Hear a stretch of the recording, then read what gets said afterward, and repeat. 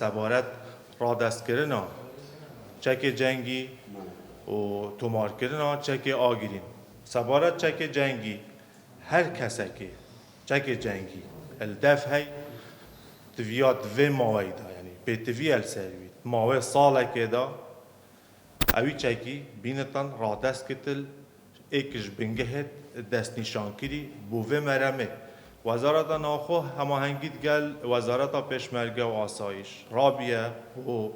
مرمه پک اینانا دوزده بنگه ها دابش کرید سر همی پارزگاه و اداره سربخو و روبرین قضایاجی ملزاخو سبارت وی بابتی اوجبر آسان کرنا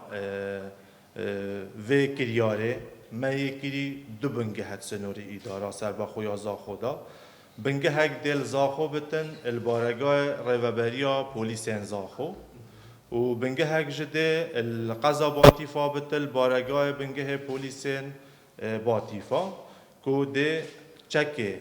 جنگی ابتقامنیت بین و شلای خلق ما خوشتوی و ایتا را دست کرن بو وان بنگه ها چکن جنگی وکو الدیف وان رنمایی ها هر چکه که قباره فیشک توی زیده تر بتش 7.62 ملیم او